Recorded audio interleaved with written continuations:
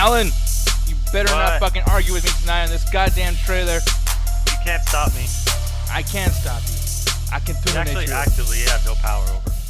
Really? So if I just unplugged this right here, what would happen? Just ruin the show. Yeah, oh fuck! X-Blitz. Oh, don't worry. There's enough people that are laughing their asses off at you. Aaron is a G who screen capture bullshit okay, for one. from a few months ago. No, I still got a few more words, motherfucker. Okay, where you said this is gonna be the greatest thing ever, and then the fucking caption above it's like this fucking trailer sucked. So here's the thing. I know I said that. That's cool. Cedric, how you doing? What did I say a week ago? Cedric, what did I say a week ago? Hey, Cedric. What did I say a week ago? Hi, Bob, 531. I don't know what the 531's for. I'm kind of curious. Is that your area code? I don't know. How you doing today, Bob? Why don't you talk to us about your day? You know, how's Jenny doing? What did I say a week ago? What? What'd you say a week ago? I said that this movie's gonna be some trash. No, because you say it about every fucking thing. When do you not say that shit? Right. I was right about Dumbo. I was right about Alien Covenant. I was right about this. Yeah, were you right about fucking Assassin's Creed? Although you might be wrong about Aladdin. Yeah, actually, Aladdin. I might be wrong about it bombing, but that movie's still gonna fucking be garbage. No, I'm just saying, yeah. Here's the thing with Aladdin.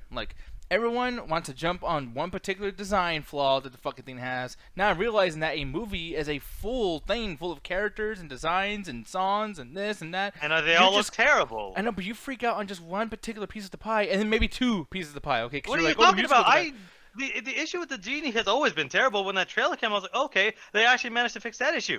The rest of it looks like a porn parody based on just the sets. The sets look fucking terrible. Cedric, his birthday's going to be next week. Hopefully, I might do it literally on Friday. So, I mean, Alan, are you I'm probably going to watch it on either Thursday or Friday, so I'll be ready. Yeah. But, I mean, to the whole point of, that the Aladdin and just, all these other movies that come out and we always talk shit about them. The thing is, dude, you do realize you do talk shit. I mean, not even, fucking with you right now, but, you hate a lot of things before they come out, and so do I. Me and you are both in the same boat.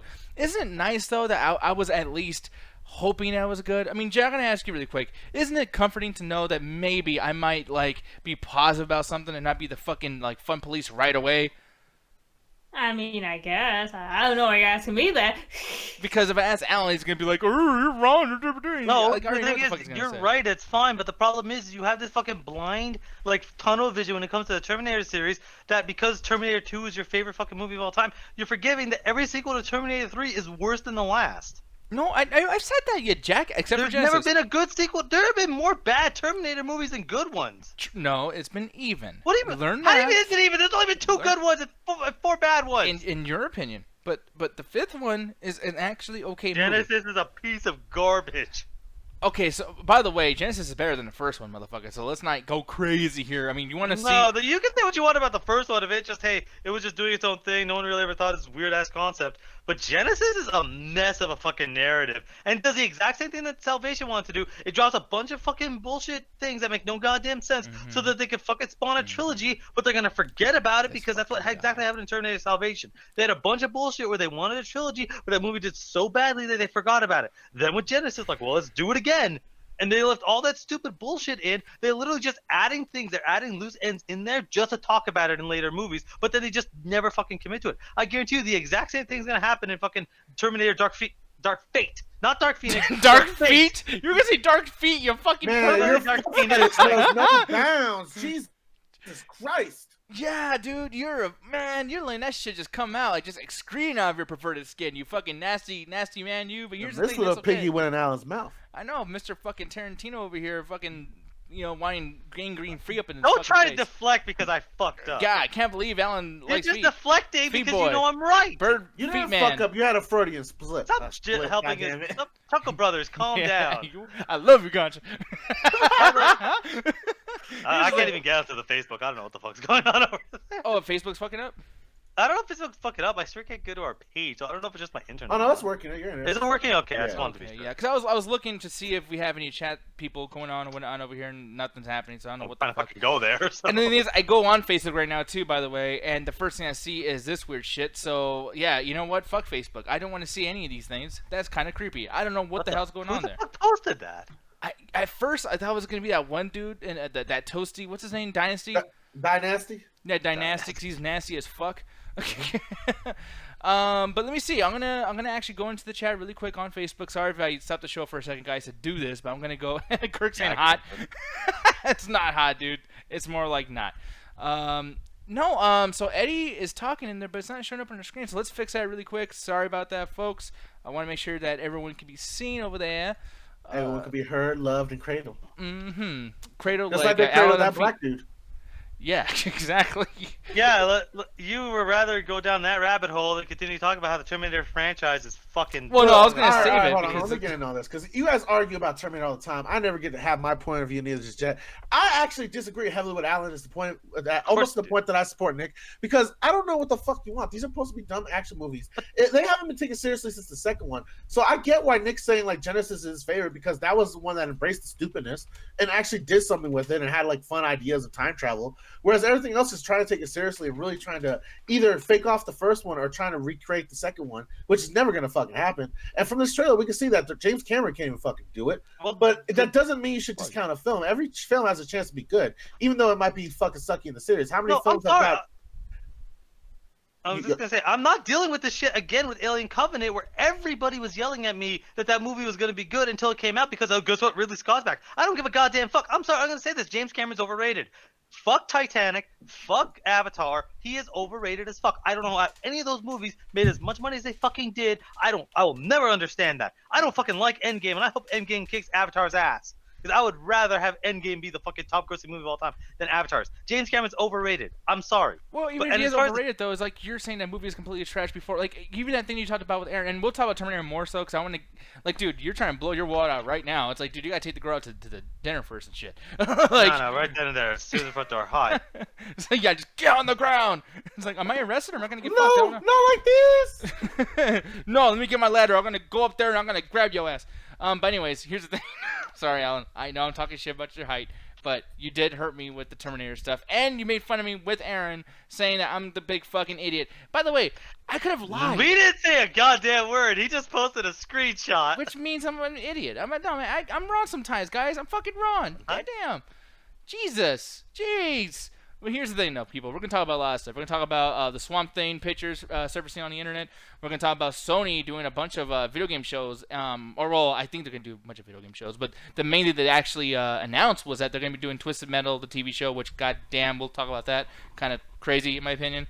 And then we're going to talk about the best and worst finales. Obviously, because we're talking about show finales and series finales, etc., we gotta bring a Game of Thrones, and finally we get to hear what fucking Alan thinks about that. The only person really in this call who can go nuts about it, because none of us is actually invested into the fucking series at all.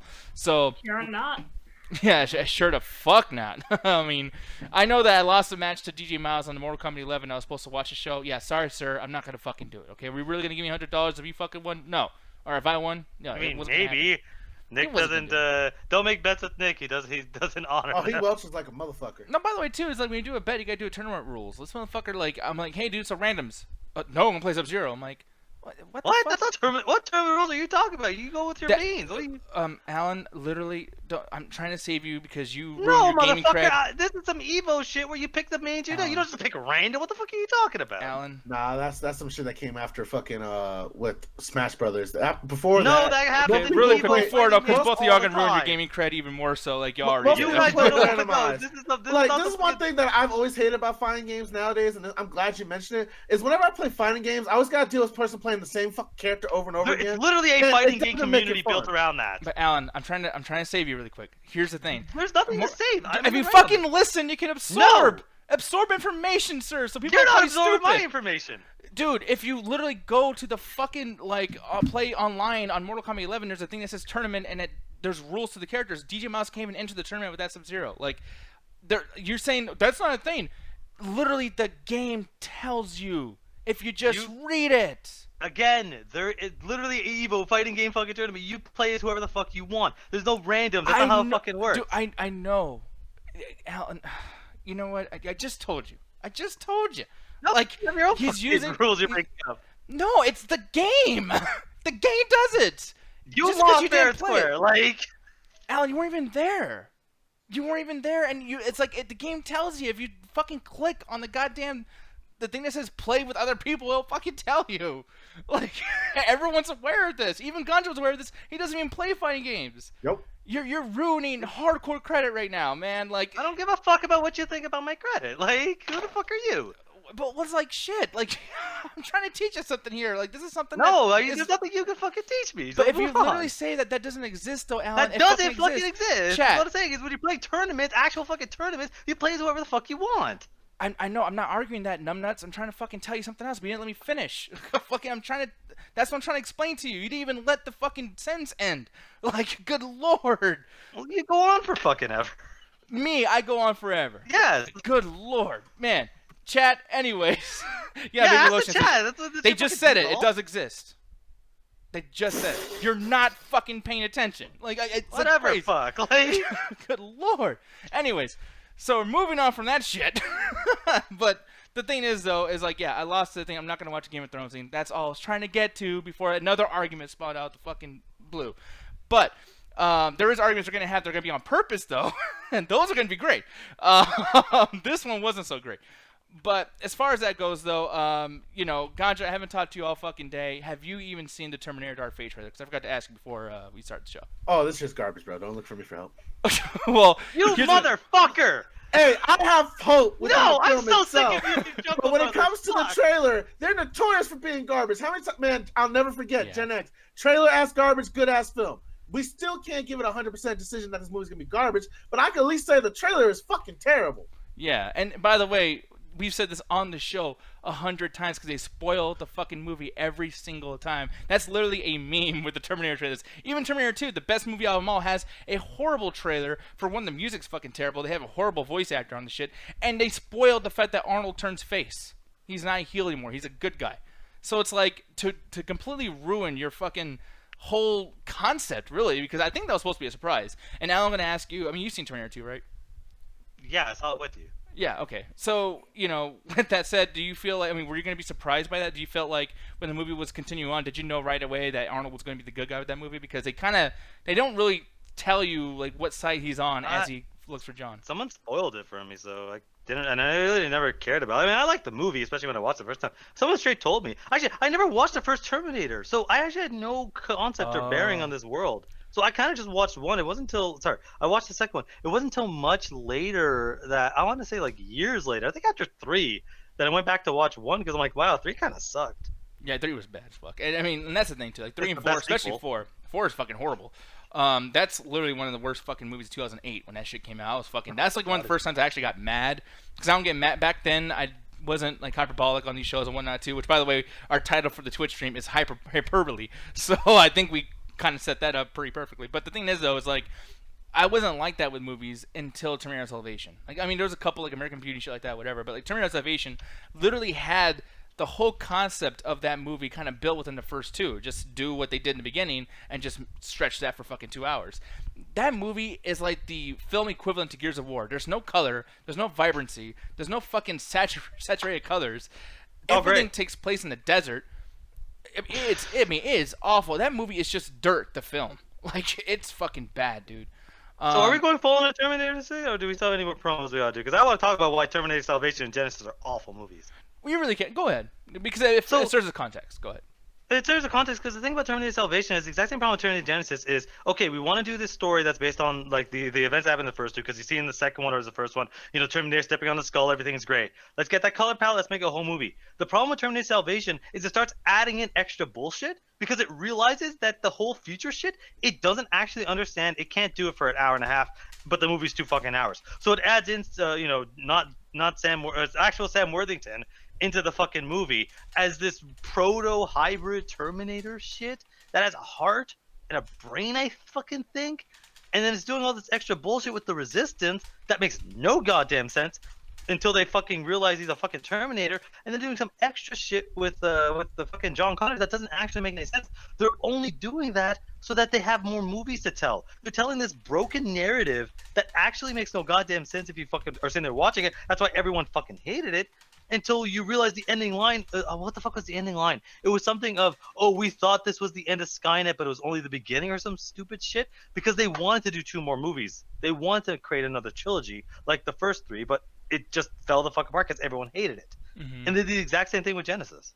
Yeah, no, absolutely. The thing that Genesis I felt like was good is that it kind of and I mean, and I agree that I agree. I understand why you don't like it. But the thing is, like, when that movie came out, it was like, hey, here's the thing, guys. Every one of these movies is a prequel and a sequel and a remake. We're going to like enjoy that this time. We're gonna literally do exact same scenes, shoot them the exact same way, in the same era, in the same story, and then change little things. So every time you think you know what's gonna happen because you've watched the first one and the second one 1,000 fucking times, things will be changed, and you're gonna be like, "What the fuck happened?" Okay, And that's why I but liked it. the problem with Genesis, and I'm going to lead into there, it's the same problem with Endgame of it basically turns into Easter egg the fucking movie, where it's like, okay, we're going to go through all these different sequences, we're going to mix and match them, but we're going to put little things here and there, but like, why the fuck was, who the fuck sent the first Terminator to fuck up the timeline? Who the fuck sent Arnold to the beach with a rocket launcher? It's like, we're just setting these things up that the movie, it doesn't do it organically. Where it's like, oh, when we go to the next movie or a cliffhanger to lead into the next movie, it just leads in a bunch of bullshit so that we could do more movies. The exact same thing that the last movie tried to do. You're sitting there saying every movie is a prequel, sequel, and a reboot. No, every movie contradicts the last movie because every movie feels like the last movie never fucking happened. Ever Well, since that's 3. literally the definition of a remake. It's like Aladdin doesn't have lots of musicals from the first one because there's not contradicting that movie. It's a new movie. It's like the old one didn't exist. Yeah, it's like the old one didn't exist, but the problem is they're doing the exact same thing as the last ones. But with Genesis, it's implying at least the first 2 existed, maybe the third one if you want to stretch your fucking opinion. That's what the fucking Dark Fate is trying to do. I guarantee you, it's gonna do the exact same BS. And when this movie is critically panned, it's probably gonna make some money. They usually do. When everyone's like, when that's like a 20 on Rotten Tomatoes, and I'm putting that as a 20% on Rotten Tomatoes, they're gonna scrap it again. And I don't know what the fuck they're gonna do because there's been 3 of these movies in a row where they just can't get this franchise off the fucking ground because they don't know what to do. They have cool ideas, like cool melting visuals, but that's it. They only have cool ideas, and they don't know how to write a Terminator story. They can't make a time travel story work. Yeah, I mean, I disagree with that in a sense, but I mean, that's obvious. I'm going to get Ganja's opinion on this really quick, then we'll move to Jet. So, Ganja, do you feel the same way that he does, where each and every single movie is just completely retconning versus just kind of creating a new story within the same universe? Yeah, after 3, it kind of gets to that point. Like Genesis, one of the biggest things about it is it's trying to retcon a lot of things that happen after 3, especially with I think it was supposed to be with the guy that plays Batman. I can't remember, I'm blanking on his name. Christian Bale. Christian Bale. With his movie, it was supposed to be the continuation where they were going to actually talk about them fighting the robots and probably leading up to a sequel or maybe a trilogy series where they actually defeat Skynet. But the first one bombed so hard that they never had a chance to get anything else off the ground. So they've just been constantly just doing all callbacks. Like the last 2 movies have honestly been AVP Requiem for a lot of fans of the series. Where if you're a fan of the series, you enjoy that shit. If you're not, you're just like, oh god, it's just a repeat. So I'm wondering in terms what they're going to do with this because it seems like they're trying to do something different and the same at the same time, but they don't like to some Alan's credit, like it doesn't have a good track record, and this trailer does not help his case at all. But at the end of the day, we got to see this film to actually judge it properly. Exactly, and that's the main thing. Is like, I'm not trying to say that's going to be complete shit. Every single trailer has been shit with this, but then you get to a situation too where, and I mean, I don't know if you saw the trailer, Jet. Did you? I think her mic's fucked up. Yeah, she ran away. I was just saying, nope. Nope. Okay. I'm not interested in those movies. They're not for me at all. The first 2 didn't make you get some kind of I know you're not gonna ask me. I know you're not gonna ask me if that first one made me hype. Hell no. No, not necessarily hype, but just kind of interested in seeing like, okay, what's gonna be the modernized version of whatever this particular universe is. Okay, damn it, shit. I'm really trying to get you into this because I feel it's fun. Clown come out in that first movie. I think I hated almost every person in that fucking first movie. The thing is, though, I can't argue with that because that first movie does have some weak-ass characters. And people talk about this a lot. Christian Torres, somebody that he does What's in the Box. Everyone can watch his stuff on Thursday, 7 o'clock CST, the whole thing. But he was arguing with me about, like, Terminator 1 was a better movie than Terminator 2. And it's like, dude, when you get to the stop motion, when you get to the synthesizer music, etc., and me and you, Alan, even disagree with this, it's like, that movie I think is terrible. I think it aged horribly. I think the music's bad. I think Linda Hamilton, her acting is fucking trash. And Arnold, I mean, I know he's a robot and he's supposed to be stiff, but he's so insanely stiff to the point where it's like... stop motion was the best part in that fucking movie. No, it was not. That stop motion was fucking horrendous. I'm sorry. Let me bring up the very bad romance that went on that for a day. That movie drove it up. But no, the stop motion was like, but stop motion was as bad as the stop motion was in RoboCop 1. Like, I'm Yeah. not gonna give it too much. Like RoboCop 1 is a great fucking movie. The stop motion, like they were trying their best at the fucking time. But the thing is Terminator works better as a crazy action adventure movie because of the fact that you have time travel. You have these people that are essentially like in post-apocalyptic coming back to, and it's that whole fish out of water. You're like, holy crap! I can just go to a store and buy bullets. I don't gotta scavenge into a car and hope I get one. I could do whatever the hell I want. It's like, yeah, you have that ability. It's almost very similar to the Matrix. Very similar to the Matrix, where you get to go into this world where you basically can do whatever you want. You don't really have many limitations because you have a villain that essentially can't be destroyed and is consistently chasing you.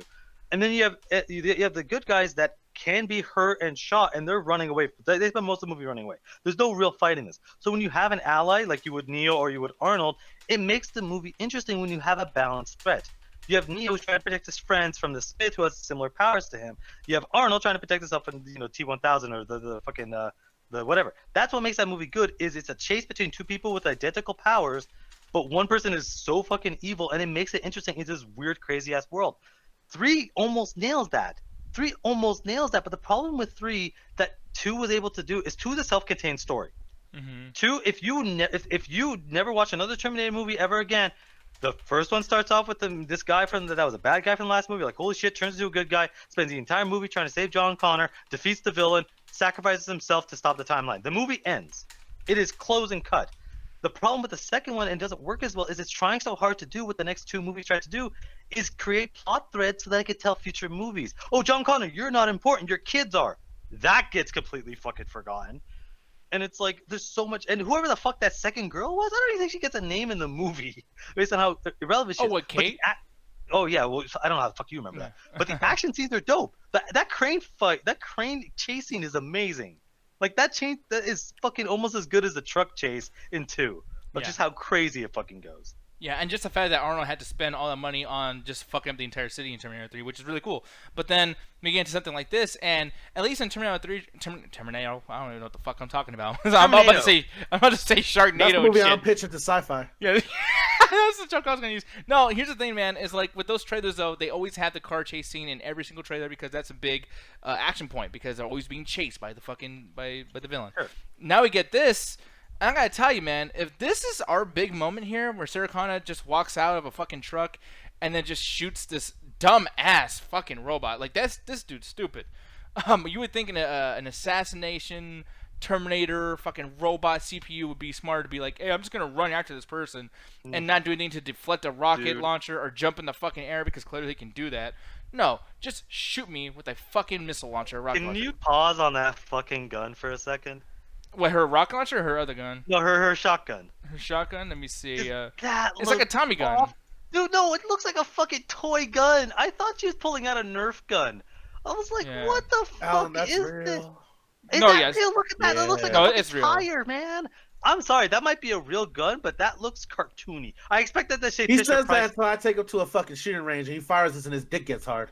Yeah, cause that's different. I'm holding a fucking rifle. That's a modernized street sweeper. Like those are basically because you're saying like it's a regular shotgun. Like that's a machine shotgun, dude. Like those are fucking cool. The thing is though, is to Alan's point, she walks out like it's just like, dude, she's not holding that in her fucking lap with a bazooka too. Like she, it's like, did she just hit R1 like fucking? No, she collected all the packages, so she got a little more leg room and shit with the weapon. The thing is it's how trailers work. I guarantee you, she has it, and then she's gonna go in the car. They just cut it to make it look cooler. Like she probably has it in the back seat or something. She's just gonna shoot him a bunch of times. Then he's gonna be like, "Well, he's dead." Oh wait, no, he's not dead because we're 30 minutes into this 2.5-hour movie. Then he starts getting up and healing, and then she's like, "Fuck this! Let me rocket launch it. That'll keep it down." Like that's how it's gonna go in the movie. See, here's one thing too about that is that you just said that, right? And this is why I like Genesis, because of the fact that they do have a character that's just like this character.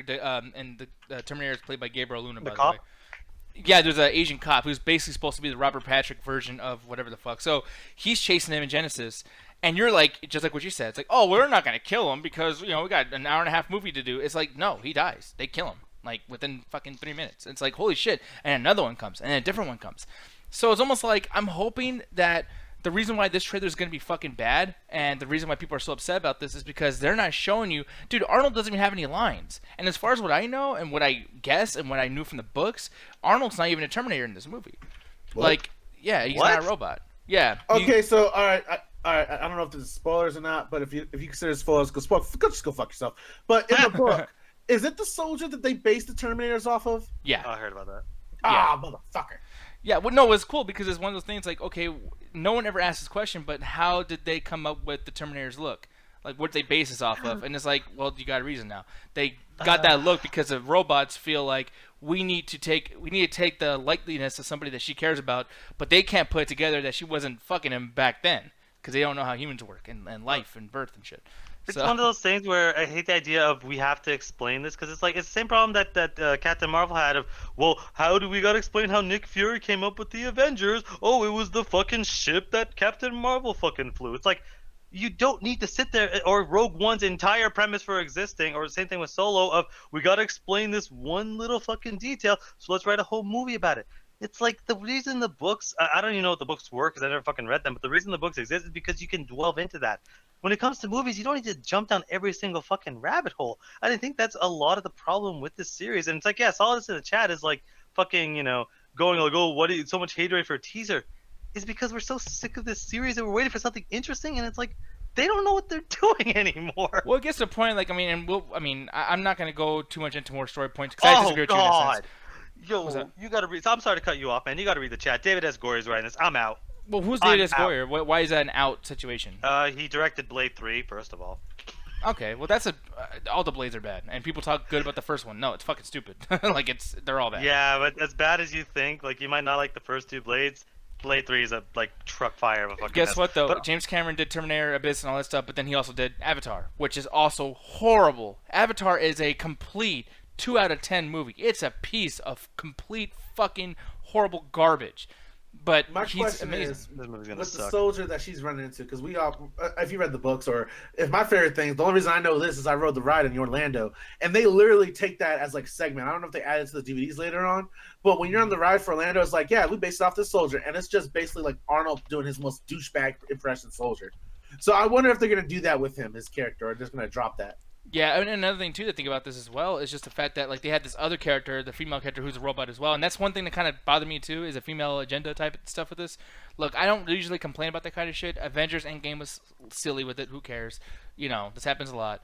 But now it's like, dude, there's another damsel in distress, another female Terminator who thinks she's not a Terminator, so it's a female version of the Sam Worthington story from Salvation.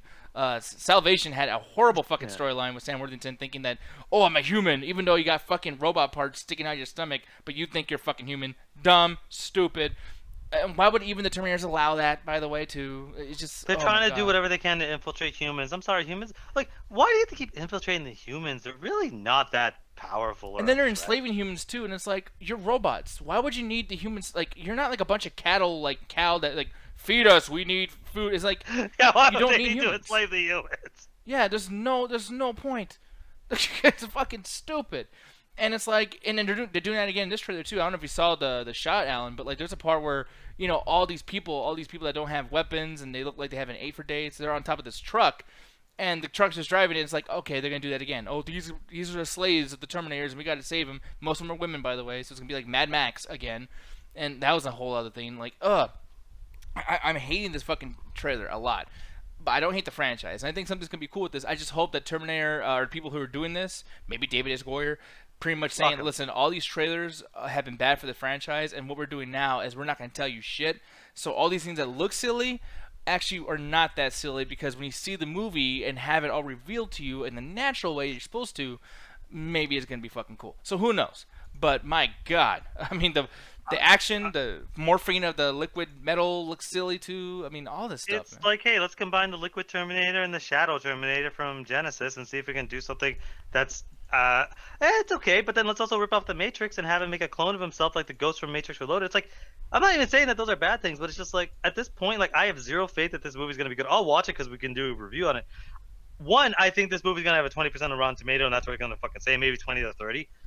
Two, I don't think this movie's going to make more than 50% of its budget. I think it's going to make its budget and then 50% more. So $150 million, $200 million. That's what I think it's gonna do. But as far as the action in the movie, because as much as the only reason I actually enjoyed Genesis, or as much as I did, was because there were some decent action scenes. This, especially at the end of the trailer, it looked like they're gonna have a choreographed fight between the female Terminator and the male Terminator.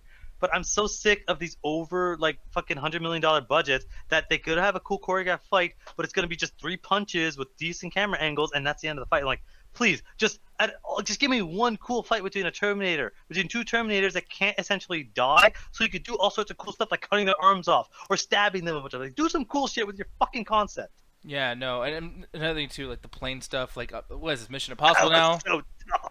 Yeah, I mean, and I like how the 2 planes, like, man, someone didn't fucking do any kind of research on this. 2 planes are flying at the same altitude. They're crashing each other. They didn't just completely explode in the fucking air. It's like, that cannot happen. 2 planes clinging together like they're 2 fucking bumper cars, dude. No, they grinded like a car, because this is the Fast and the Furious movie. My God, I was expecting The Rock to come out. Like, fucking... He's on the other side of the fucking plane. I got you. I just want to say we're family. Yeah, this is fucking stupid, dude. Like, anyways. Oh, like... man, I'm in the wrong movie. Fuck. We It's do gonna be it, a better, more Hobbs. successful movie. Yeah, I mean, at this point, yeah, Fast and Furious is probably way more successful than fucking anything that's gonna come about Transformers or Terminator or any of this shit.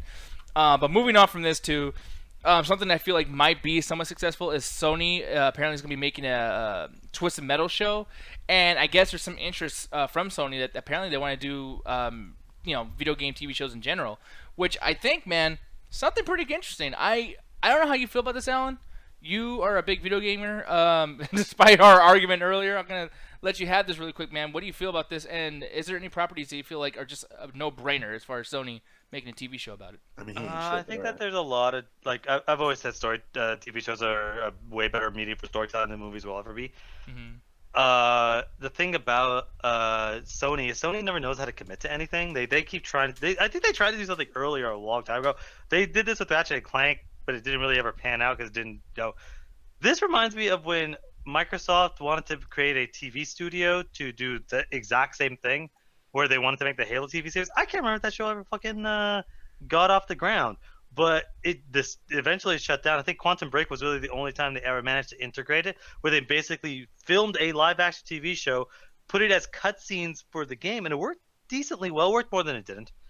But the thing is I don't think this is ever going to get off the ground. I think they're going to try. They might get Twisted Metal out because it's just cars, but I think it's going to fail. I think they might get Twisted Metal out and shut down the studio because they just don't know what they're doing. They're just like jumping on Castlevania's bandwagon. Hey, Castlevania made a television show and everyone loved it. Let's do the same thing. But it's a hype train. Somebody started a trend. Everyone's now jumping on the trend. That's how it works. Well, I think it's not even just the trend factor of it, too. I just think that video games don't really have a lot of good hearsay or whatever in movies. It's just like these movies have been so garbage that now every time a fucking video game movie comes out, everyone has a stupid joke of like, hey, will this be the one to be Mortal Kombat? It's like, dude, stop it. For one, Mortal Kombat's not that fucking good. Go back and watch that fucking movie. Like, there's like 3 fight scenes, and it's PG. I mean, like, how are you going to complain about Mortal Kombat versus DC, but then this fucking movie comes out? Easily. You could... Well, I mean, yeah. But I know, Yeah. I know it's easy for Alan. Hey, Alan people. knows no bounds. He's trash. Yeah, guys. And in case the chat didn't know, it's easy for Alan to complain. Can you believe it? But I will say, like, that movie, the Mortal Kombat movie, you can have your kid watch that shit. There's nothing in that movie that's any like rated teen or whatever the fuck. And that movie was supposed to be for adults, man. I feel like when that video game came out, it was that counterculture to the Mario and the Sonic and all that bullshit. And then that movie came out, and I was like, wow, this might as well be fucking Mario or Sonic. Like, this is some Disney type shit. You know what I mean? Like, it didn't age well either. But I just hate that joke of, like, every single time something comes out, you gotta do that. Like, yeah. Because it's the only one that's not actively says, like, are there issues with the first one to come out? Of course there fucking is. Liu Kang is the epitome of half the problems of that movie. But the theme song was incredibly dope. They managed to get enough of the visuals in the world to work. They got the idea right. Like, as far as the video game movie, yeah, that people keep saying that's the best one because it's the only one that's not active garbage. What do we have to compare it against? Doom, which is a colossal piece of shit. First of all, Street Fighter is the best ever on Which the one? Oh. Which one do you want to pick? Not Legend of Chun-Li. Not Legend of Chun-Li. Legend of Chun-Li is aggressively bad. Like, Yeah. it's not regular bad like the first Street Fighter. It's aggressively bad. Yeah, he says that shit like it's assault. No, dude. there's a sequence in which I think it's Bison or somebody else sticks his hand into a pregnant woman's belly to remove his dark side and put it into the baby. And you see it. It's not some shadow shit. You see him put his hand into a pregnant woman's belly. You're like, what the fuck am I watching? You're actually selling this to me a lot right now, by the way. I'm just going to let you know that. Oh, dude, you watching fucking garbage. I'm sorry about that. Right now, son. That sounds like an After movie. Oh, yeah. fuck. I don't know, man. That's like, maybe one day. Yeah, I don't know. With you motherfuckers, like, I don't know about that. But the thing is, though, is I'm gonna ask Jet really quick too. Is like, do you get as irritated as I do when it comes to just everyone having to bring up Mortal Kombat back in the day? Like, you know, do you feel like that movie is the best video game movie too, Jet? As of recently, like, no. It has quite a few movies actually came out that basically beat that. I mean, wasn't the fucking World of Warcraft movie good? Wasn't wasn't technically Angry Birds good? Technically, yeah, that counts though. I mean, that's technically a video game. Well, what movie. are we kind of? And then Detective Pikachu as well. Like, I'm pretty sure there's more movies that came out that basically did like beat that. And look at this right here. Like, as you said right away, Jet, the Warcraft thing. This is a world that was really fleshed out. Like, look how fucking good this shit looks. And this movie was really, for the people who like World of Warcraft, this was fucking awesome for them. Now, granted, and I don't know if this has any like bearing on whether or not something is quality or not, but it's like clearly, you know, Mortal Kombat's probably a little bit more famous than World of Warcraft. Am I wrong for saying that, by the way? You are, but it's okay. It's weird because World of Warcraft is not talked about now, but if you were to like rewind 10 years, it was the biggest thing in the world. I mean, everybody was talking about it, from politicians wanting to shut it down because kids were dying or some stupid shit because they were making it up. It was the epitome of everyone's like, hey, we gotta fight video games because World of Warcraft. It was making so much fucking money. It was the biggest thing in the fucking world. It's as big as the MCU is now. Like, that's how it was. But then just like with Mortal Kombat, that was so big that it created a fucking rain system though too. And then politicians were just like how you were saying about shutting down World of Warcraft, wanted to shut down Mortal Kombat, you know, and gaming in general. With the help like of Nintendo. It was around that time where it's like Mortal Kombat was popular, but like it's one of those things. Who had it at that time? Like Mortal Kombat had its time, and it was super fucking popular, and it still maintained a decent amount of popularity. But then World of Warcraft just kind of overshadowed everything. But then when this movie comes out, I like the movie a lot. I don't know anything about World of Warcraft in any way, shape, or form, but I enjoyed the movie because it was just a fantasy. It reminded me of the first Hobbit. A lot of other people didn't like it. I don't know what they're saying confusing. It was fine by me, but it's just one of those things where it's like, especially with the theme song of Mortal Kombat, that still gets me hyped to this day. Like, it works with that fucking movie. And I think that just the level of quality, especially for something in that time period, because imagine what else came out there. What was it, like 97? There's nothing out that was fucking of any quality. Double Dragon. No. Yeah, exactly. There was Double fucking Dragon. Yeah, and then, but, you know, look at today, though, Detective Pikachu. And this is something where, honestly, man, I could have imagined that this would be a TV show. It looks great. It looks very you know, I mean, it has a cinematic, you know, feel to it. It looks amazing. But, you know, save some money on this and take out Ryan Reynolds and his stupid fucking voice, and you can save some money and just give us episodes. The way this was done, man, I would have totally preferred that this would be a TV show. Just like how I wish Resident Evil was a TV show. I think Silent Hill should be a TV show. All these things should be shows, and I like that Sony's actually going to be trying to, you know, go in that direction. Maybe. Hopefully. It's one of those things where I was having a conversation with a friend of mine. I was like, oh, why don't they just do Spider-Man live-action television shows? Because, well, the entirety of all the CW shows over the course of 1 year makes about $1 billion for Warner Brothers. That's why they keep giving them money. That's over the course of a year. A movie can make $1 billion in about 3 weeks if it's really like if it has enough popularity, if it's decent enough budget, if it hits around the world enough. I don't know how Detective Pikachu's doing, but like look at any Marvel movie. Don't even put Endgame on there. Look at the last Marvel movie prior to Endgame. Captain Marvel probably did like $800 million in 2 weeks. It's that quick money versus a situation where it's like, hey, you might spend less on a television show, like $100 million for 10 episodes. But it's going to take a long time for you to get that kind of cash. So that's why people don't want to really do that. That's why Assassin's Creed, which would have been my choice if they never made a garbage-ass fucking movie, would have been just do that. Because we already know shows of time periods fucking work. We got Kingdom, Marco Polo, we have whatever the hell the Rise of Phoenix is work. As far as television show in different time periods, Vikings for fuck's sake, and then you have the cool assassin stuff with some future elements. It would have worked way better as a television show, but they want to give it $200 million and fucking piss out any chance we'll ever see it again. Yeah, Babe Ocean in the chat is saying that they've been trying to make that Sly Cooper movie for how long now? And yeah, it's like that's something that I feel like that would be a nice little movie for the kids. you know, probably like the third fucking thing on the box office for the weekend, whatever. Like that's something small. That's something you could do easily, especially if it's all animated. Like that'd be something. Fuck, put that on the goddamn streaming service. Honestly, like yeah, that's kind of easy. But then it's just First of all, you don't run shit, Birdman. Oh yeah, who was the first fucking person you ask? Hey, I need a link. We gotta get the link going. Hey, don't accuse help for power. Oh my god. Literally, if Nick was running the after hours, y'all be watching Terminator 2 and Corn videos. You damn right. There'll be some good shit. And just I think your Al wallet is kind of full. Oh hell no, it's infinite. Anyway, so the thing is though is what the fuck? I don't even know what the fuck I was gonna say. How'd you guys go on like start from Twisted Metal all the way to Links? You know what? I don't even know, but like Twisted Metal is going to be a fucking show, and for me personally, I think that that's going to be a cool thing. The only issue I have with this is that you can make it cool, but it's going to be nothing like the video game. And it's like, what's more important to you right now? I mean, when you watch a movie or a show or anything based on some kind of property, how close to the property does it have to be? Can you just enjoy the characters, take it out of that style of property, or does it have to feel like, oh, this is the game, and you know, Well, I'm watching it, still Again, playing it? okay, well first it's a fucking Terminator, which is actually like it has its issues. It's not that bad, but the thing about it is like when you're watching that movie, I think it's like 2 hours or something. The first 2/3 before she gets to the island is very reminiscent of the second game, where some of the same outfits, you know, the same kind of story beats, them adding in all the stuff about Trinity and the secret organization.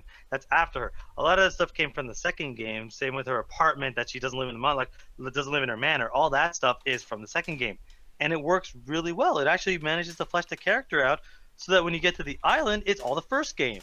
But the problem is, as soon as they get to the island, they kind of forget the first game existed because they want to do some stupid bullshit. They literally have a 2.5-minute sequence where she's literally solving a puzzle. Which I was laughing in the theater because I'm like, I can't believe this. I would have, like, if someone told me 10 years ago, yo, they're going to literally have a puzzle solving sequence in the movie, I'd be like, I would have laughed around the room. They literally do that, but then they just forget the rest of the video game. So it's like, I don't mind if you change elements, but don't forget why the video games were interesting.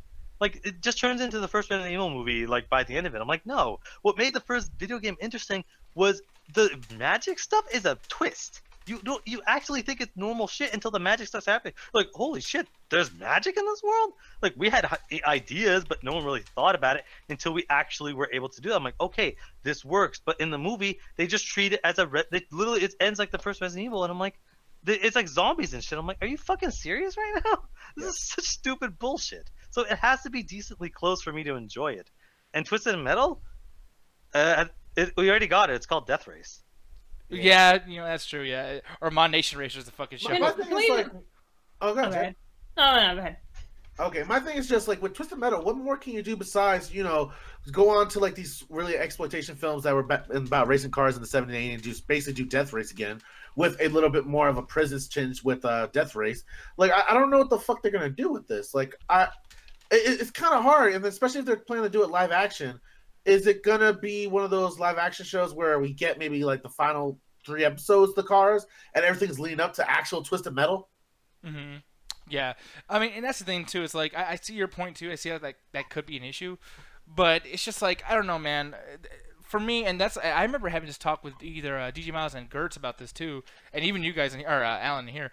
But the Mortal Kombat movie, when it comes out with James Wan doing the whole fucking thing, producing it, whatever, I really did not like the idea of it has to be about the tournament. I know that the video game is about the tournament, but sometimes you can just take the characters and some of the lore and some of the cool things that we like about the game and just make a completely different property. If you make that just like the fucking game, how silly that is, it's not going to be a good port because dude, all fighting games have terrible stories. It's like, if you made a movie, like people are talking about Street Fighter as well. It's like, did you expect that to be a good fucking movie? Really? Honestly? Like, when it's sticking within again, if you again, in order for fighting games they're the easiest ones to do. Get the characters to look like the characters. They failed at that. Get a decent reason for them to fight. They fucking failed at that. Have cool fights. They failed at that. Every single thing. Like, all you would need for a Mortal Kombat movie is get some of the iconic characters, tell a decent story for why they're all in the same room fighting, have a few cool fights, and that's it. An hour and a half, and you can be out of there, and it'd be the best video game movie ever. Fighting games are probably way easier than any other games, because, again, we're talking about Metal Gear Solid there. I know they're working on it, and I know the director of King Kong's attached to it, and I know that they're making sure they get it right. That movie's gonna fucking be atrocious because the cutscenes are like 6 hours. How the hell are you gonna? And that's not even the gameplay. That's just people talking. How are you gonna condense that into like a 2-hour movie and somehow manage to make it work? It's just too much information. But even with that, though, think about something like Game of Thrones, where it's like, yeah, this is a, the book is about, dragons and people dying, all this crazy shit going on. But let's, put this into a show and it's fucking talking and eating and talking and whining and dining and talking and then walking. And it's like, yikes. So much like, walking. yeah, and it's like, this is fucking terrible. But there's people that will sit there and watch that and be like, you know what, this political intrigue is way more entertaining than someone gouging out another man's fucking eyes. You know what I mean? And that's where I think that, it's not my style. I don't like that. But at the same time, there is tons of people that do, because those people that do are the whole reason why Game of Thrones is being shit on right now, because of that fucking season 8 finale. Or the whole season, even. You know what I mean? So, yeah, man. I don't know. But, speaking of TV shows and whatnot, too, I'm going to talk about this really quick. Game of Thrones in general, season 8, man. You haven't had a lot of time to talk about this, Alan, and we won't talk about it too long. But after you had some time to kind of like deal with it, why's Ganja laughing? Because this motherfucker broke his heart a couple of weeks ago now. Damn, it's been that while. Yeah. Time flies. Time flies when you're having fun, right, Ganja? But the thing is, though, man, have you like gotten less pissed off about it at this point? Do you kind of see some of the positives? No! Yikes. No, you motherfuckers, Nick, Ganja, Gertz, Ruthless, and a bunch of other people, when they were cackling their fucking asses off because they read the spoilers, and I was like, man, there's 8 motherfuckers in here with completely wildly different opinions. The only reason all of y'all are laughing is because you know how much I hate Bran Stark. So I was like, yo, no way that motherfucker got the crown. No. They're laughing at some bullshit. Maybe like the dinosaur the dragon just killed everybody. They're laughing at that. No way. It makes no sense that in this fucking 74-hour fucking, epic drama that is this show, that a character that has literally accomplished nothing in the fucking show is gonna get the fucking crown. That is like some stupid ass bullshit. And then we're watching, I'm like, wow, this episode is fucking trash. Hey, there's a good dialogue here. Holy shit, this stuff is stupid. And then Tyrion just walks in, well, hey, we need to tell someone with a good story. You, Bran Stark, do you want to be king? Okay. And I just start losing my fucking mind. I'm like, no, this is the worst character that the show has ever fucking produced. This is the most useless fucking character that the show has ever had. The most useless character in television history. I cannot think of a character in a fucking television show that has been as useless as Bran Stark, but is told to be important. This character throughout the entire series, the show is telling you by dedicating 3 or 4 episodes per season to him, basically having characters consistently talking about him, have him be at the point of every single major battle, but do fucking nothing. And the show is telling you, hey, be important. That character has not accomplished anything that has been significant enough. And then he's put into a room full of people, 2 of which are his relatives, and they're asked to vote who the fuck the king's gonna be. There are 8 motherfuckers in that room. 6 of them don't actually know who the fuck this guy is, but it's a unanimous vote. Who wrote this fucking show? Who wrote this fucking garbage ass show? Ruth in the chat says, fear me, Alan. I knew all the things your favorite shows are doing. Yeah, like, I mean, I'm glad that I'm not like Alan, where I will talk to you about this stuff, because I don't want you ruining shit for me. But I almost feel like the show was going to ruin this for you, because they're going to be doing some shit that's surprising to most. They don't like to do predictable stuff. They change things from the books, etc. So it's like, okay. Oh, go ahead. I'm sorry. No, I was going to say, predictability versus execution are 2 different things. Now, if you look at everyone in that fucking room, is Bran Stark the best choice? Fuck no. There's like 8 other people that have a better choice. Is he the most, is he the choice that no one would expect? Probably. But it was literally that. There was no build-up. There was no explanation besides, well, he's a great storyteller who has a better story than Bran. Oh, I don't know. Maybe his sister who killed the fucking Night King and saved the world. Who can shapeshift and murder anyone she wants. Who can basically enter any room without a sound. She seems like a pretty decent storyteller. No, let's get the idiot that said fucking 10 words in the entire goddamn series. And it's like, they had this idea. It's like, okay, we want Bran Stark to be king, but they don't actually... Like, there's no reason in the show for him to be king. There's no build-up. There's no payoff. There's no earning it. It's just there. It's just, well, we need to end this fucking show. We have too much of a runtime. We don't want to do another fucking episode to possibly explain why this character is important enough. Yeah. No, and I see your point, too. I just thought at this point you'd be kind of like, okay, you know what? I was mad when it happened. It was fresh, but now I'm kind of over it. No, apparently it was literally that fucking bad. So I definitely give the respect of just saying, like, hey, man, I well, believe you in that sense, because it does sound fucking stupid, and I can imagine that I'd be mad too. But now, the internet's hyperbolic. The internet will just say, like, that's the worst fucking thing ever. It's the best fucking thing ever. at this point, man, after 2 weeks, do you feel like this is the very worst series finale ever? Oh fuck no, no hell no. It's a Okay, bad thank one. God. It's, to me, Yeah, like go I ahead. hate season 8. Don't get me wrong, but to me, I think season 8 is Lost Part 2, where it's like we have this great fucking series that did all this crazy stuff, and the final episode just kind of falls apart. Like that's what this feels like. Yeah. But the thing is, though, like, with that particular topic in mind, and that's why I wrote it down over here, is like, I can't think of too many, series finales that had this much of a reaction. Even the ones that I feel are the worst. So I'm going to go around here and just kind of ask you guys what you guys think the worst season finale is, and maybe even the best. Gondra, I'm going to start with you, man. Is there a series finale that's either good or bad that stands out in your opinion at all, or not? The problem with season finales is they tend not to do them all the correct, especially when it comes to comedies. Like you brought up Seinfeld, but with me, I feel like a lot of series, especially a lot of like anime and cartoon stuff like that, like I mentioned, comedies, they don't get to do season finales, so you get left off either on a bullshit episode that has nothing to do with the plot line or a cliffhanger episode. So the best one I can come up with, and it's not a bad one because honestly, I haven't got screwed yet in watching a series where the finale is totally bad, except Walking Dead. That wasn't the series finale; it was just a season. Mm-hmm. Whereas the Futurama one, I think was the best one for a series finale. The way they just said that everything just happens in a cycle, and that Fry and Leela just end up together no matter what. I thought that was sweet, and it just showed like how with every episode that you constantly watch repetitive episodes of them, it's because that's the timeline. It's just everything repeats over again. That's how Futurama is. So it explains the reruns. Yeah, and this actually looks pretty cool. Which I know they age whatever. This is something I wish fucking Simpsons would do, but that's kind of cool. I like that. And there's a few episodes of Futurama that do talk about like time and how kind of like life, or he's passed life by versus the vice versa of that. And it's fucking depressing. That whole thing with the dog was just fucking that dude, that dog and his nephew, man. There's a nephew story that's like it's almost as sad. Nothing's gonna be sad than watching a dog die on a television show. I'll raise you one better. There's an episode where it's all about Fry missing his parents and his mom especially, and he ended up going out his way to save the universe again, like he does, because he's apparently the most like amazing dumbass in the planet, in the world, universe actually. And one of the things that the Nibobolians do for him is he's missing his mom. What they do is I don't know how they don't explain it. It's just one of those cool sweet endings they give you, where it doesn't need explanation. It's just to ring at your heart. Where apparently they through sci-fi magic, they get him to go back to his mom's dream, where he can interact with his mom. And instead of saying anything, it's just them embracing a hug and just them crying in each other's arms for like one last time. That's really fucking dark, dude. It is, but yeah. But the way it's set and stuff, the way they seen it's I don't know. It's like if you got a chance to talk to a dead relative one more time.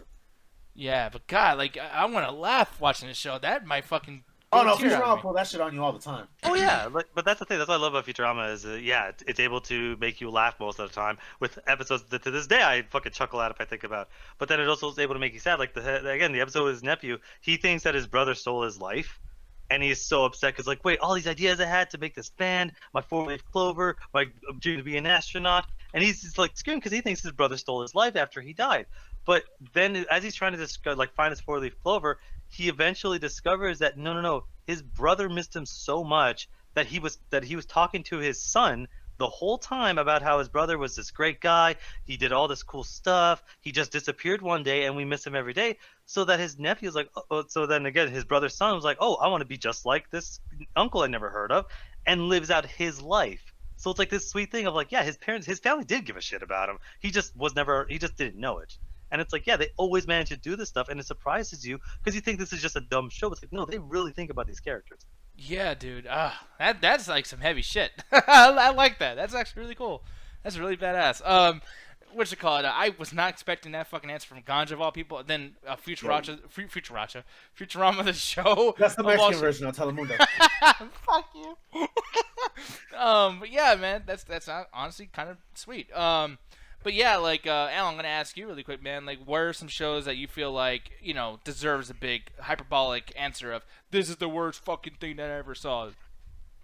There are some bad season finales. I'm gonna talk about one that's slightly like it's not the worst, but it's still pretty bad. Sons of Anarchy. This was a show that was on FX, and I fucking love the show. It's basically about a biker club, and it was sold to me as like it's like a biker club, but with like Shakespearean elements. And when you're like going through, it's like, yeah, it's this biker club and they're doing stuff, gun running and all that stuff. But the main character, he hates this life and he's trying so hard to escape. but his family just won't let him. Everything, nobody's letting him escape. And you spend the whole series of this character where he's trying to basically legitimize his club. He's trying to be a good like role model for the people around him. He's trying to basically live a life and trying not to be this criminal. And you have 5 seasons of some of the best television ever because you have one of the side characters, his girlfriend. You basically get to see the progression of another character because you have his mom, she is like down to ride. She's the queen. She is basically ruthless, and she just gets things done. She's not down to she is ruthless, and you see her progression. You see his mom's progression through another character. So you get to see character development of 2 characters in one, and it's fucking incredibly written. Season 5 ends. I'm like, wow, this could end right here, and I'd be the happiest person in the world. But they're like, wait, no, the show's super popular. Let's go on for 2 more fucking seasons. So season 6 happens, you're like, oh, they're still kind of doing the same thing. They didn't really learn their lessons. They killed my favorite character off. I was like, oh, you got to be kidding me. And then they do a bunch of contrivances to create a 7th season. And you're just like, oh my god, this is ruining the show. And it just ends with, again, you keep fucking showing that footage. It just ends with the main character fucking up everything so much, he just kills himself. Okay, honestly, they didn't even show you. So dumb. That, honestly, the way they did it, too. That looks stupid. Oh, it's so bad. It's almost comedic. It's literally almost comedic. It's supposed to be a reference that that's how his dad killed himself, but it's like, at that point, it's like, imagine you had 5. It's like imagine if Breaking Bad, instead of ending at season 5, for some fucking reason went on for 2 more seasons. You're like, what the fuck, dude? You just created reasons to have more episodes, and it's so bad. And I get that to an extent. Like, I understand why you gotta do that. I mean, money is money, but it's just like, dude, like, this character, I mean, if he's really that popular and he's that important to this fucking storyline, why you gotta kill him like that? And the character's Jax Teller, apparently. That's his name. So, yeah, if anyone's curious, whatever. But yeah, man, like, that's honestly pretty bad. Jay, I'm gonna ask you, I know you don't watch too many shows, but you love your anime quite the fuck a lot. Is there Trash. What makes you think I was gonna say an anime one? Because I know you. But maybe I don't. Clearly, you fucking don't. Good. Anyway. Go ahead. Yeah, finally you got to me. I had a lot of shit to say back in the last topic when you skipped over me. I'm sorry. What was the last topic? I honestly, not your business, Alan. How about you let me talk? Anyway. So, series finale. Best, worst. What's your opinion? Honestly, I'm surprised none of you said this. That 70s show. I honestly thought that season finale was absolute fucking garbage. Just like Scrubs' final season. Well, because I'm glad you mentioned that. Mostly because they just betrayed everything about the character's growth, down to the point that Donna gets back with Eric. Absolute fucking garbage. Yeah. So when Eric leaves, it's basically Donna trying to get over the neighborhood and trying to move on from her life. And he just comes back out of nowhere and be like, I miss you, Donna. They kiss and embrace, and it just goes, right, yeah, just ends like that. Wait, this on a 70s show or is this on Scrubs? Yeah, that's 70s show. Okay, yeah, because... And the fucking romance between fucking Fez and the fucking other girl whose name I forgot, the one who voices fucking Meg. Oh, Jackie? Yeah, and Jackie, that was absolutely fucking horrible. Hated that. Hyde getting a stripper girlfriend, which basically, I mean, isn't too out of character, but it's like, I honestly would have preferred him with Jackie at that point, not fucking dumbass, fucking what the fuck was his name? Ashton Kutcher? Kelso. Yeah, Kelso and shit. It's just like, and he was barely even in the last fucking episode. Yeah, it was just a fucking mess.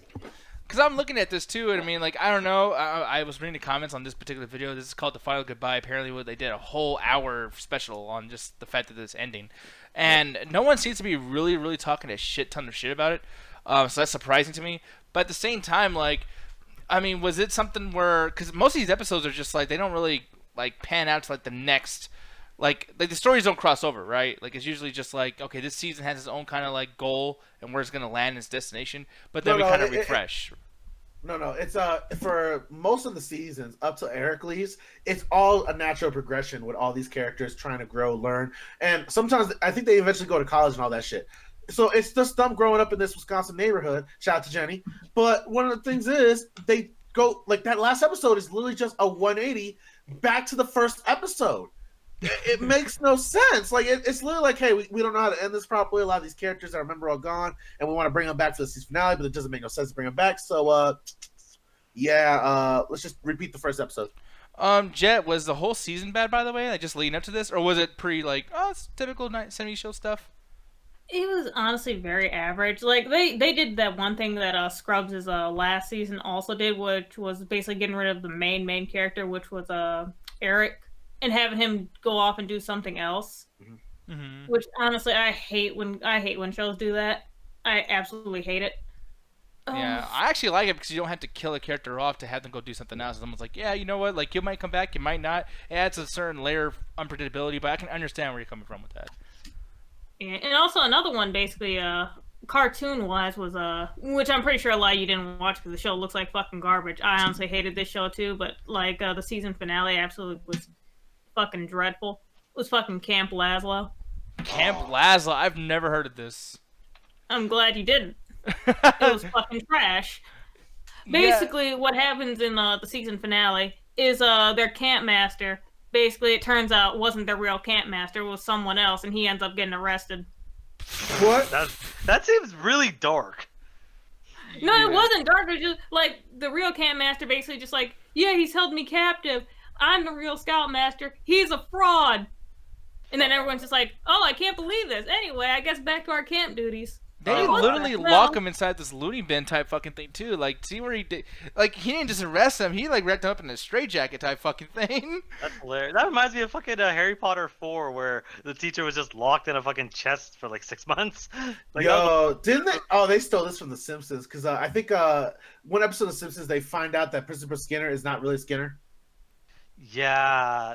Okay, it seems like they've been doing that a lot because you have Harry Potter, you have this, and then you have Simpsons.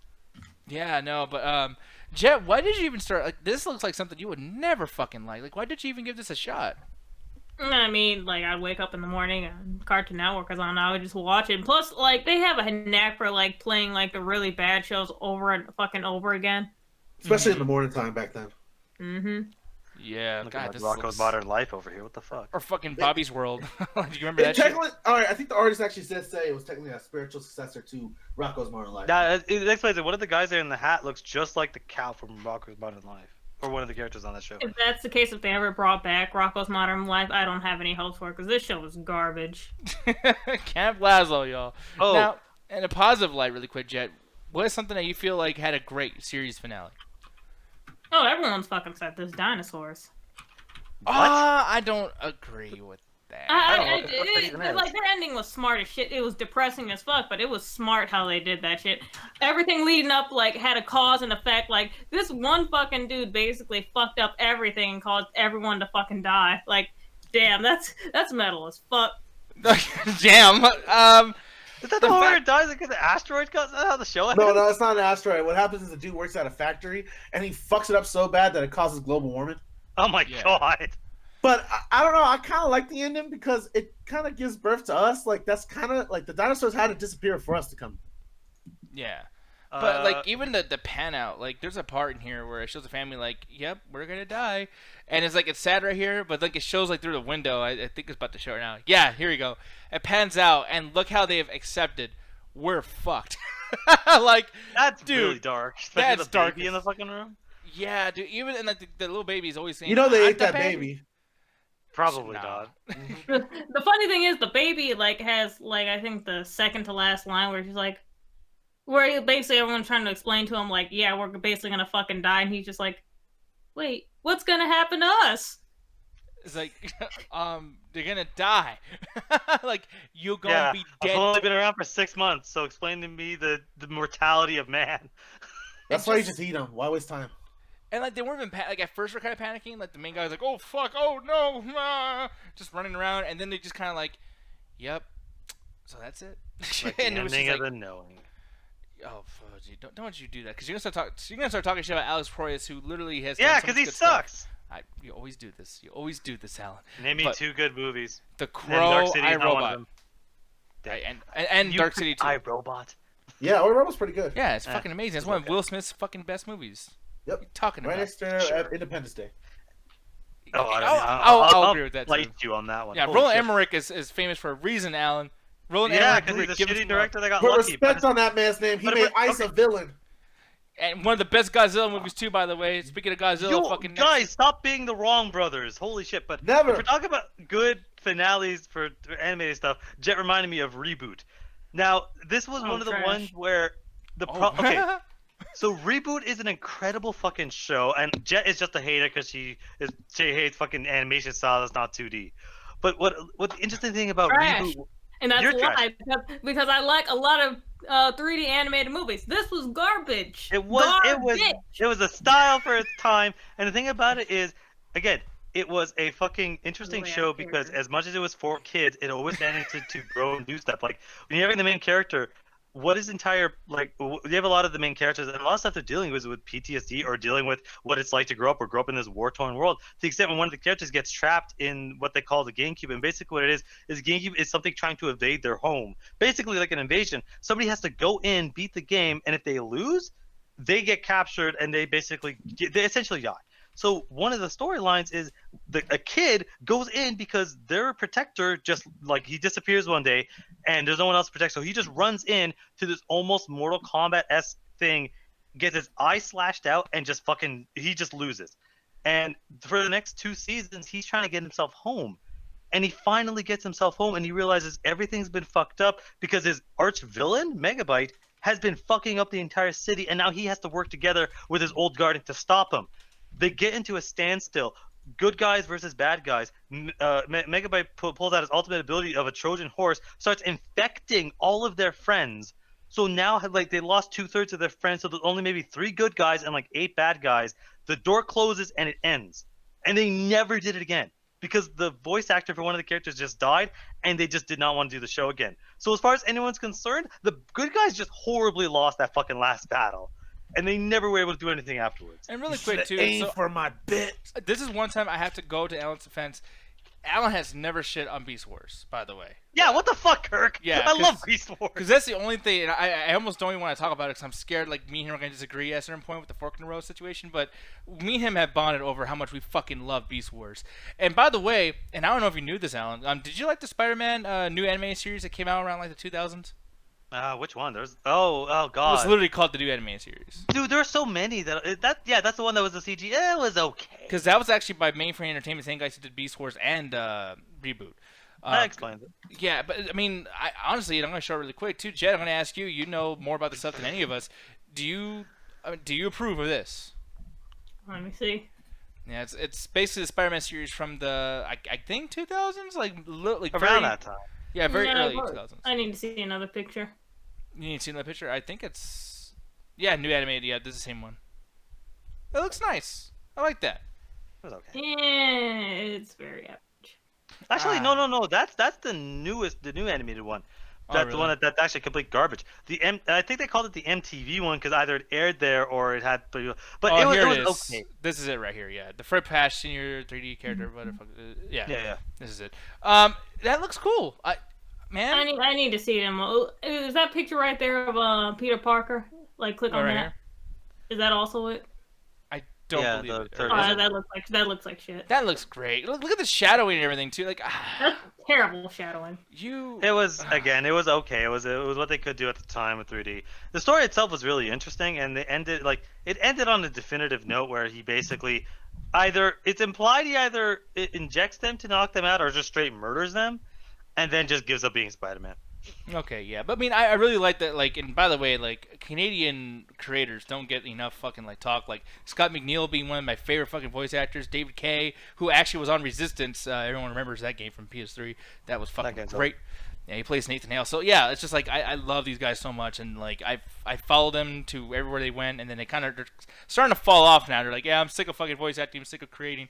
But Mainframe Entertainment, thank y'all so much for all the cool shit you done. But is there any like live action stuff that you feel has a really really good series finale, Alan? I mean, everyone's always gonna jump to Breaking Bad because it had a good the season itself. The final season was really good. It was really interesting, and it tied up all the loose ends, even though there weren't that many, because they tied up enough of them as the series went on. The final episode of Breaking Bad was decent, but I'm gonna go jump on another show that no one's ever talked of because it's one of my favorite fucking writers is Jonathan Nolan and Person of Interest. And this now. When I'm telling you this story, it is 3 years before the NSA was revealed to be doing this, but the show basically the premise is this hacker. He's like one of the most notorious hackers. After 9/11, says, "Oh, you know what? Fuck, like this is fucked up." He helps the government create a tracking system to spy on every single man, woman, and child in America through the phones and cameras and through everything. So basically, He just created basically Watch Dogs, the television show, before Watch Dogs and before the NSA was actually doing this. So 3 years before it was revealed. And basically how it would work is it would be just incredible fucking computing system would basically like, oh, it would look into your, and it's like, oh wait, you on this camera system on this gas station talk to this dude that's connected to this guy, and it would send a social security number to the NSA, to all these people, be like, hey, look into this person. This person might be connected to a relevant threat, which is this person might bomb a building, might kill whatever the hell. But what it also did, and he couldn't control this, the person that created it, is it also did irrelevant numbers, which is like, well, it turns out this dude is actually going to just shoot this random woman in a convenience store robbing it because he lost his job and he has his psychological issues. So there's a good chance he's going to commit a crime that could cause that. But you were just given a serial number. You're not given how it's going to happen. You're just going to give this guy might commit a crime or might be a victim. This person is going to be in trouble, and that's the premise of the show. This person would get this number, and his job is to try to save this person's life or stop them. So it became this police procedural, but it was really interesting because you didn't know if you were dealing with the good guy or the bad guy until the end of the episode. And as it goes on, there's so much I could talk about the show, but the final episode is basically what I wanted to be the ending of Game of Thrones. Is one of the main characters sacrifices himself to save his friends, and everyone else kind of gets sent into a decent position where they're able to live their lives and continue. And by the end of it, it's like it was heart-wrenching, but it fit. It made sense. Every character did what they wanted to do. Every character ended up in a place that was understandable, and they lost like a good portion of their cast by the end of the episode, but everything felt natural. It felt like this is where they always wanted to end it, and I think that's how you do a finale. It's a little bit sad, but it's a little bit happy at the same time. Yeah, no, I know. I think that sounds pretty cool. I mean, honestly, this show, the person of interest, just concept, I fucking love that. Like that Watch Dogs idea. Like that's actually It's really so cool. good. Yeah, that sounds really cool, honestly. But yeah, no, I don't like sacrifice like the way this guy's walking up to the fucking edge. It felt a little like, okay, like you're just kind of like taking forever, so you can really squeeze out every bit of fucking emotionality. Oh man. Yeah, but it's just like Drama. sometimes it's too much. Sometimes it's too much. But I mean, I get you though. Like it is what it is. And if if this show actually is more dramatic than what I think it is, then yeah, I guess it probably fits. Really quick though, and unfortunately, I wish I would have came up with this myself, but Ruthless actually thought of this in the Facebook chat. Fresh Prince of Bel-Air, and I'm assuming he means the Uncle Phil episode. Like, why doesn't he love me, Phil? Like that whole situation. Well, I thought we were talking about finales. Was that not a finale? That was a good episode. Oh, okay. What was the finale of Fresh Prince? Do you guys remember? I actually don't know. And basically, if I recall correctly, everyone basically moves out, or like has something going on to where like they need to basically get out of the house because Uncle Phil and his wife basically are just like, everyone's moving out, and guess what? We don't need this big house anymore, so we're selling it. Everyone else needs to move on. And Will doesn't know what he's going to do, so he basically tries to find ways to stay in the house. And at the end, Uncle Phil finds out and basically helps him like get something together. And the show closes off with him looking back at the house and leaving. Yeah, that's actually sad. In the same way, this ended too. Martin. This was such a great episode because you finally see Martin and Pam, who've been talking shit for fucking 5 seasons. They hate each other. They can't stand each other. And finally, it's like, I'm gonna miss you. I love you. Take care of Gina. The whole fucking thing. This was such a great episode, man. And there's a few like, and it's kind of fucked up too because Martin's actually apparently a really shitty person in real life as far as a director and a producer. They all literally Gina could not be in the same room doing scenes with them. They had to film them separately because they hate each other so much. That's hilarious. Yeah. But the thing is though is that having them all finally in the same room again, like you could just feel like the awkwardness of it and just like the heartfelt and the heaviness of it because this was literally the last time these guys are gonna be together in this room. Like they were not friends, so it was almost like a reunion as well as a depart. And I gotta tell you, man, like seeing these two kind of go off character a little bit and just kind of like both tell each other, like, yeah, you know, I love you, like you're my friend, I love you, fuck you though. But you know, it's like that was really cool. And yeah, man, like Pam and Martin have really good fucking chemistry. Tisha Campbell, I think her name is. She's been. Do you guys remember that movie Roadhogs or? I forgot what it's called, but it's with John Travolta. That movie fucking sucked. That movie was great. Don't you even talk Roadhog? shit. I missed that one movie. Wild Hogs or Road Hogs or something. It's with Martin and John Travolta and somebody else. Oh God. Okay. Never mind. But basically, it's old guys as bikers, and it's funny. Martin's wife is actually fucking Pam, so you know it's really weird to see them kind of like like, I love you, baby. I'll see you tomorrow. And it's just like in this show, like they are super like, I hate you, bitch. Like it's like one of those kind of situations. So I really like that. But yeah, so everyone already knows I'm gonna say this, and I'm kind of curious to see if anyone disagrees with me. But as far as the worst season finale I've ever seen in my fucking life was Lost. That was the worst of your life? The worst of my fucking life. At least Sopranos was a situation where it's like, okay, I'm going to play this whole thing in my head of like, maybe Tony Soprano gets fucked up and we just don't want to see it, or maybe he gets out. I don't know. I'll play with that in my head and enjoy that better in my fucking brain. But Lost said, let me show you a big gooey piece of fucking smoke floating in the air after you waited here for how many seasons, Alan? Do you remember what? Okay, did you, by the way, like, cause I do want to talk to you, did you watch Lost? I watched it for like 4 seasons. And then I stopped because every single season it would end off like, oh, it's going to be this. Nope, now they have some other side story going on, like that girl, the fucking, yeah. And it's like, at a certain point, dude, I skipped. I literally, because I was so curious, I'm like, I need to see the finale. Because when I watched it, dude, it wasn't even a thing anymore. Like, it was fucking, it wasn't even a show. It was done. And I watched it on Netflix. So I was like, man, fuck it. And I went all the way to the end. And when I saw that shit, dude, I was so mad because I just wasted my whole week marathoning this entire fucking thing. 4 seasons, just marathoning all of it. And thank God, like honestly, people, if you're like starting to kind of get sick of watching a particular thing, just skip to the fucking finale and see if it's worth even enjoying the ride. Because if it's starting to get annoying to you and you're not getting any kind of like, you're not getting anything back from investing in each season, it's time to move on. It's time to get the fuck out of there. Right. But yeah, that was a big one for me, man. That shit pissed me the fuck off. But yeah, I mean, as far as that, one more good season finale that I thought was pretty good was Beast Wars. I thought that was a great way to fucking end off and go into. Yeah, I mean, they go into Cybertron, you finally see that happen, but then at the same time, they build a whole new show just based on that finale itself when we got to Beast Machines, and Beast Machines sucked. That was so much trash! It was so garbage, but it is what it is. So... No, I do like the season finale of Beast Wars because it's like, hey, we managed to solve the problems, we lost a few people on the way, so it made it sad, but we did it. We finally fucking, we're going home. And I wish that we never had another show. Look, Patrick, we saved the town. Yeah. Oh, come on. There's like 10 fucking people on Earth. But, okay, you say, okay, we're finally almost to the end. You said that Lost had the worst season finale, which that last episode is so stupidly confusing. I don't actually understand the ending of Lost. I actually love the show. I think the first season is the best season.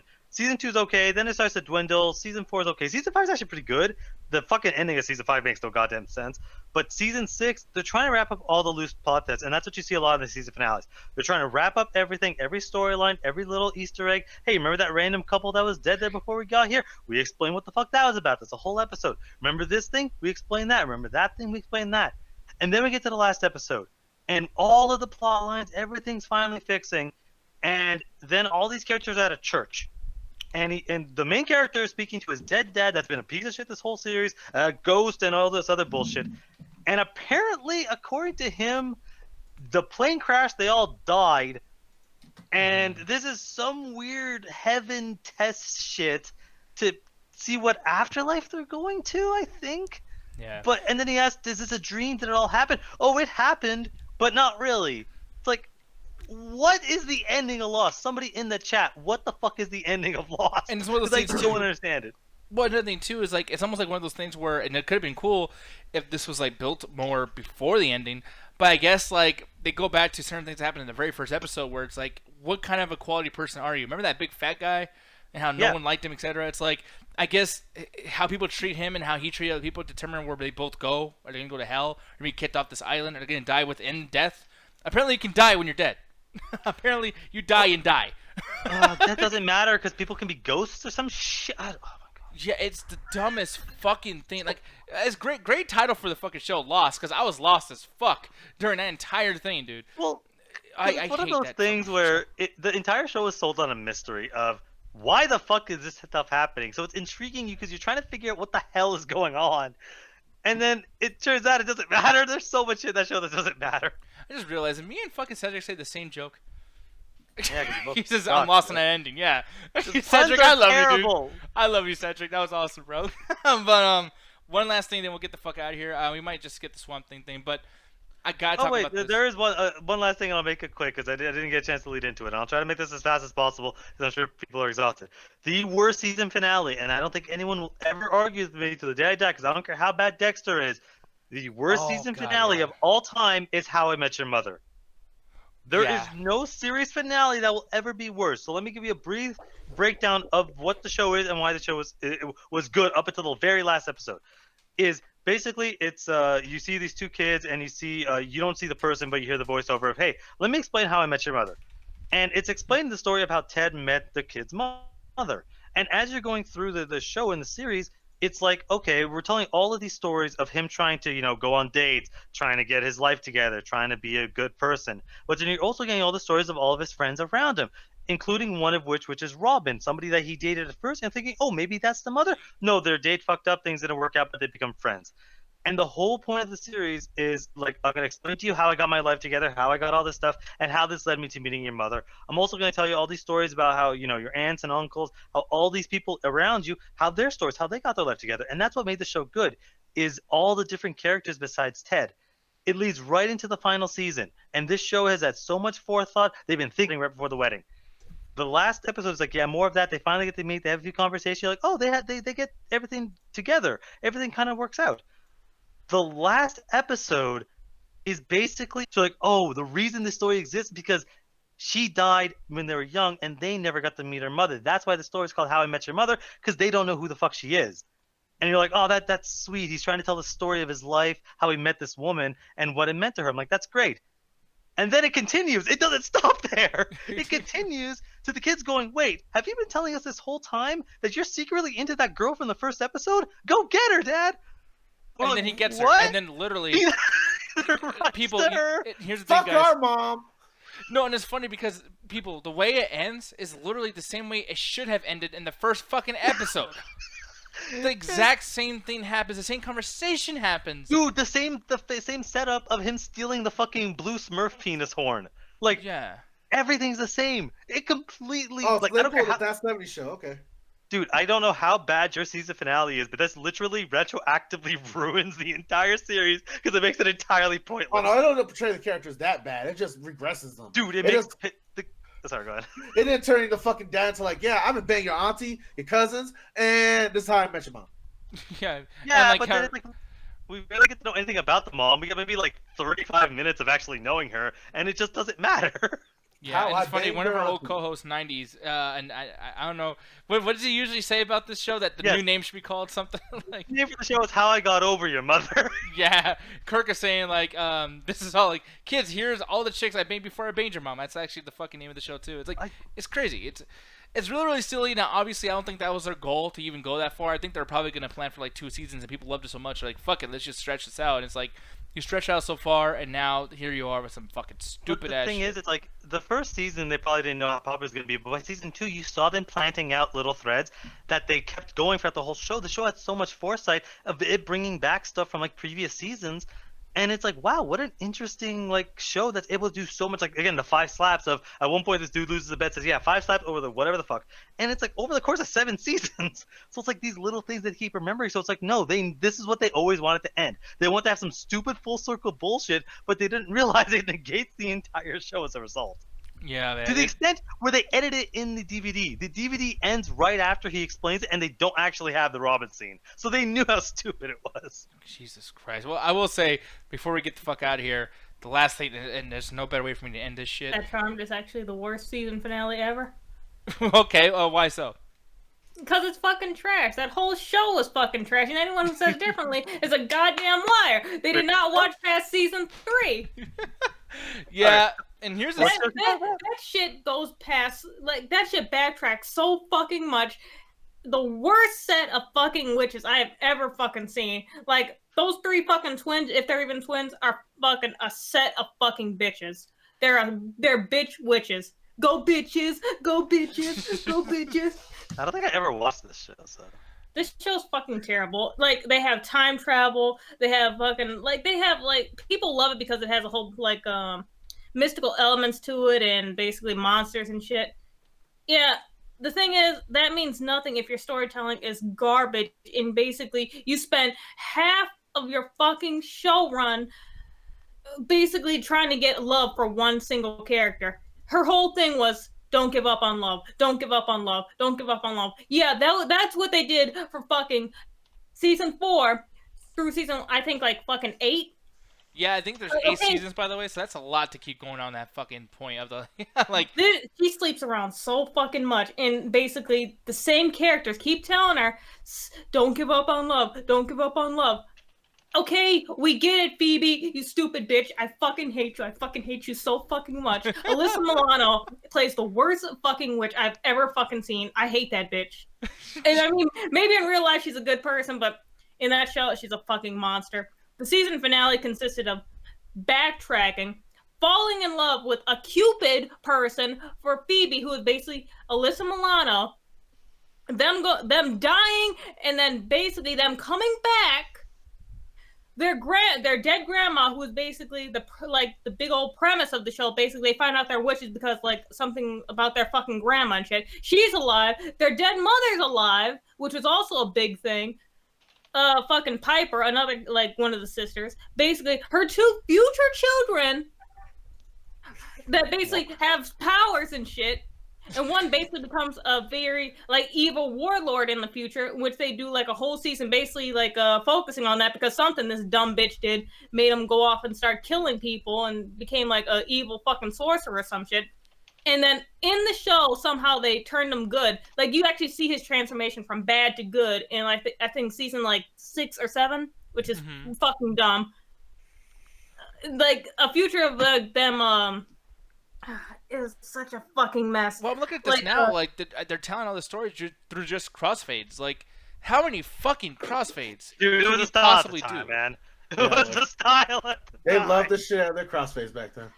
Like they did a time skip too, and it was also fucking horrible. They spent most of the fucking show basically just saying like, you know what? We don't want to use our powers for basically saving anyone. We want to use it for ourselves. Don't help anybody. Don't help anybody. Anyway, why'd you help that person? We're not supposed to be using our powers. And then they use their powers to save anyone. And then basically they get mad at the person they save. Like, well, look like my day's ruined. Oh, well, now I had to save your life, so now I'm late to daycare. Like, my fucking god, I hate these fucking bitches so. Why did you keep watching the show?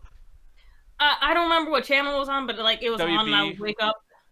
Yeah, I would wake up and that shit would be playing with their fucking theme song that makes no fucking sense when you actually like remember the fucking lyrics and shit.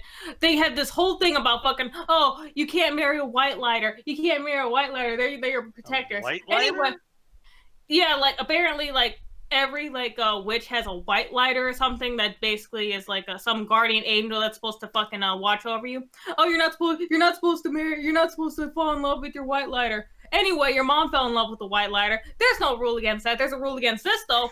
But anyway, there's not a rule against that anymore. You can't have babies with white lighters. Anyway, you can have babies with white lighters, but they're gonna become super fucking powerful. Anyway, you know, basically your sister, you know, you want the original sister, because there's 3 sisters that started out. 3. And then they killed the one sister in the 3rd season, which is like, oh, that's surprising. They killed off a main character. They had another sister who I guess their mom had an affair with a white lighter. And so now they basically have the 3 witches again. And for some reason, she's not as powerful as their fucking like her other sister's fucking white lighter fucking baby. But she still has different powers than her other sisters and shit. But like they go back on so much shit they say and it makes no fucking sense. Dying means nothing in this show. They bring back characters so more than they bring back characters in fucking Dragon Ball Z. That's a lie. The No, Earth has been blown up 3 times. That's a lie. The last fucking episode consisted of them, like, 3 people fucking dying and then basically them getting brought back because they're ghosts. And ghosts are a big thing in the show, too. If someone dies, they basically just go like, oh, well, what's taking you so long? Hurry up and bring me back. Like, okay, thanks for the emotional shit in this fucking show. Yeah, because I'm looking at this, and man, dude, there's so many fucking characters here that's like, as crazy as that storyline sounds, I can only imagine how fucking bad this can be because all. It Oh, makes no fucking sense. It makes no look at fucking this. sense. I'm trying to explain it the best way I can, but like all that shit happens. The fucking like it ends with What basically the fuck was them that? yeah, look at this dude. Watch. Dude, what the fuck was that? Then he That was blows up, lightning- and then she comes out of the fucking flame. That was what- hilarious, dude. What the fuck was that? One of the Man. worst fucking That was some shows. Garbage, like Terminator, like one.